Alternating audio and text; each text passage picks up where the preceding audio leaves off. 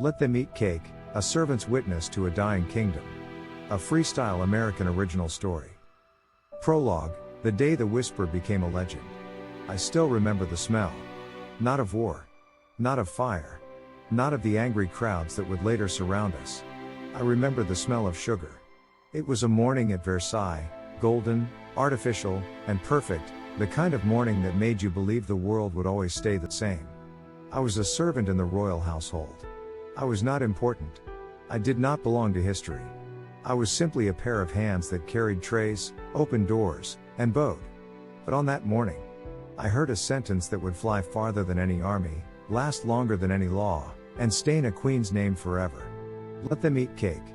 People today repeat it like it was shouted from a balcony. The queen looked down at the hungry people and laughed.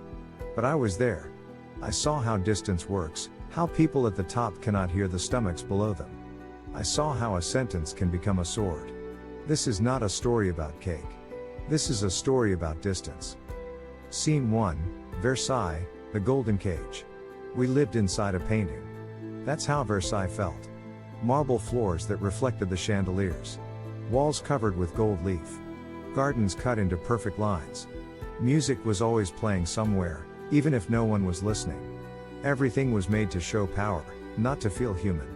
I was born in the village outside, in a family that always had just enough bread to survive and never enough to rest. When I was 15, I was taken in as a palace boy. Later, I became a footman. Later still, I was allowed to bring trays to the queen's apartments. People outside imagined that working in the palace meant luxury. But for us, the servants, it meant rules. Thousands of rules. How to walk. How to bow. How to hold a cup in front of a duchess. How to look at the queen, or how not to. But the biggest rule was unspoken: you are close to power, but you do not have power. I could see the queen's hair, her dresses, her diamonds. I could hear the laughter of nobles who never planted a seed, never baked a loaf, never carried water. But I could not speak like them. I could not eat like them. I could not live like them. I was near greatness, but not in it. Scene 2, the Queen. Let me say this clearly, she was not the monster that history sometimes paints. Marie Antoinette was young. Much younger than the portraits make her look. Curious. Restless. Trapped in a life where everything was watched, every dress, every friend, every child, every word. She loved music. She loved theater. She loved being with people who made her forget she was queen. But she also loved escape. The court was heavy, political, and slow. So she created a small world for herself, Le Mo, the little village, the plays, the private salons. Places where she could pretend to be just a woman, not a symbol. She was surrounded by people who made life look like a game. And that was the problem. Because outside the palace, life was not a game. Scene 3, Whispers from Paris. Food became expensive. That's where revolutions always begin, not in ideas, but in stomachs. Bread was life for the people. When the price of bread rose, anger rose with it. I used to visit my mother in the village on my rare free days. I would bring leftover food from the palace when I could, not the grand dishes, of course, but bread, fruit, sometimes cheese. Is the queen blind? My mother asked me once. She is not blind, I said, maybe too quickly. She is. Far. My mother laughed, but not with joy. Far is the same as blind when a child is hungry. She was right. We in the palace didn't feel the weather. We didn't feel the economy. We didn't feel the winter. We didn't feel the markets. The palace was like a ship floating above real life. And the people on that ship thought the sea would always hold them. But the sea was getting angry. We started hearing things, protests in Paris, pamphlets criticizing the nobility, angry speeches in cafes. We heard the name of a new thing: the people. Not peasants. Not servants. Not dumb mouths to be fed. The people. And we did nothing. Because we thought the walls were strong enough. Scene 4, a breakfast of porcelain and gold. One morning, and this is the morning that matters, the queen was in her private rooms. Not the big public ceremonies, not the grand levee where everyone watched her wake up like she was the sun. This was a quieter room, still luxurious, still wrapped in silk and light, but more relaxed. I was carrying a tray of pastries. Not bread. Not soup. Not anything simple. These were perfectly shaped, sugared creations made by the royal patissier, little clouds of cream, folded layers of warm pastry, fruits brought from far away. I remember thinking, each of these could feed my mother for a day. The Queen was speaking with one of her ladies. There was laughter. They were talking about a play they wanted to put on. About dresses. About music. And then, the lady said something about troubles in Paris. The Queen made a face, not angry, not cruel. Just distant. Tired of the subject. And the lady said, half amused, half annoyed, they say the people have no bread. There was a pause.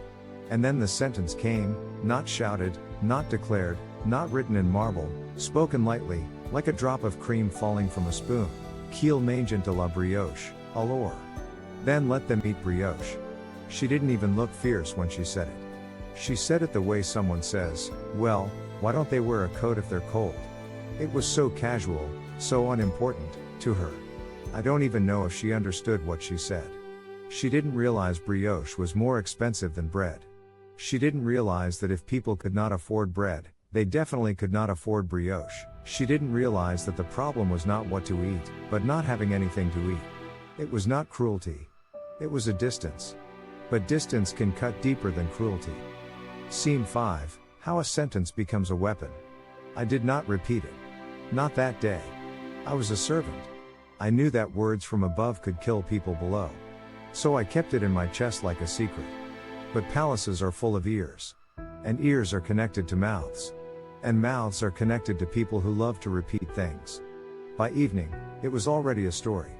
By the end of the week, it was already an example. By the end of the month, it was already a symbol. Did you hear? The Queen said if we have no bread, we should eat cake. Of course, people changed the word. Brioche became gâteau, cake. Cake sounds richer. Cake sounds more stupid. Cake sounds like the Queen is laughing. People don't repeat reality. They repeat what burns. And the people were burning. I would go back to the village, and I would hear her sentence in angry mouths. She thinks we can eat cake. She thinks we have ovens like hers. She thinks we are stupid. No, I wanted to say. She doesn't think about you at all. And that was the problem. Scene 6, the two Frances. By 1788, it felt like there were two Frances. One was made of silk, gold, gardens, music, polite smiles, and people talking about philosophy while drinking chocolate. That was the France I served. The other was made of mud, hunger, cold, and long lines at the baker's. That was the France I came from.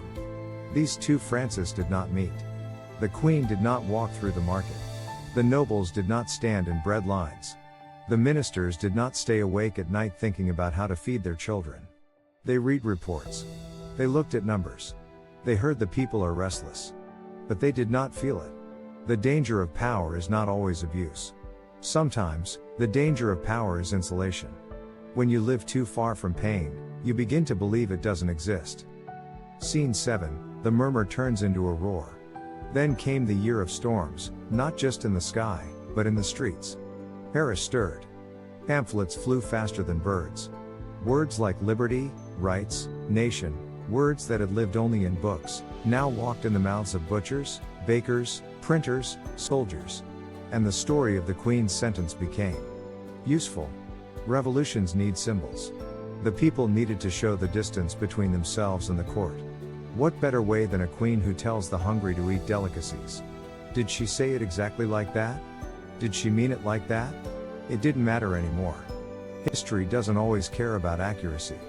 It cares about powerful stories. And let them eat cake was powerful.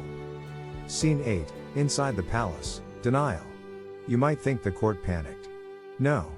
The court gossiped. They called the movement in the streets noise. They called the people children. They believed that a few speeches, a few reforms, and a few soldiers would calm everything down. We have ruled for centuries, one count said. Do you think we will fall because of bakers' wives? I wanted to say, you will fall because you do not see them. But I was still a servant. The Queen tried to be brave. She walked in the gardens. She tried to smile. She tried to act above it all, to show that the crown does not bend. But I could see it in her eyes, worry. Not about the people.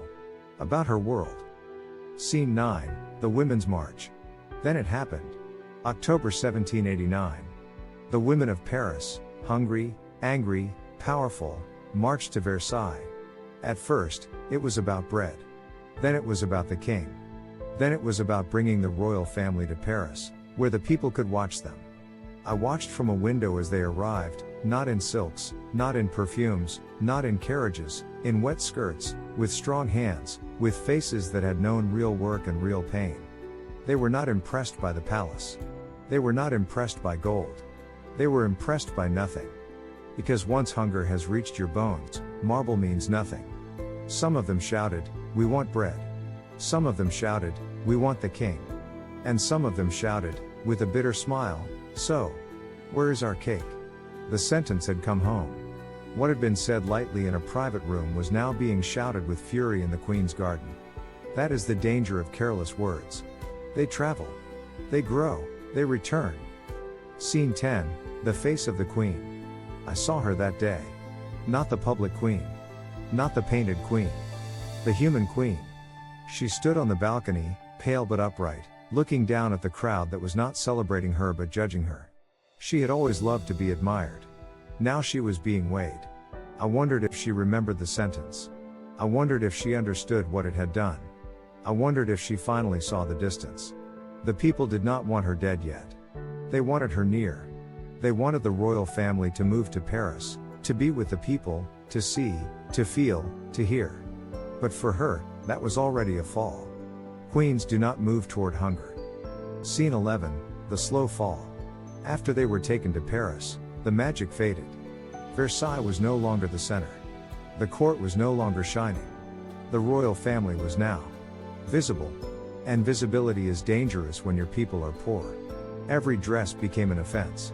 Every party became an insult. Every rumor became truth. They said she was Austrian, so she must be a traitor. They said she had lovers, so she must be immoral. They said she wasted money, so she must hate the poor. They said she said, "Let them eat cake," so she must deserve what comes. I served fewer and fewer days in the royal household after that. The palace needed fewer hands. The kingdom was changing hands. But I kept thinking about that morning. About pastries on porcelain. About a sentence spoken without weight. About how easy it is to be ignorant when the room is warm. Scene 12, what I learned from a queen I couldn't save. I will tell you something you will not hear in history books. Most of them did not understand what was happening to them. Not the king. Not the queen. Not the nobles. Not the courtiers. They thought they were part of a natural order, like the sun and the moon. Kings rule. Peasants work. The church blesses. The nobles dance. That is how the world is. They did not realize that the world could get hungry enough to imagine a new world. And that is what happened.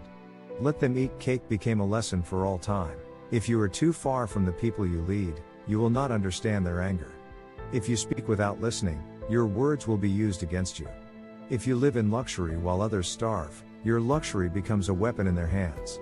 If you treat suffering like a rumor, suffering will come to your door. I was nobody.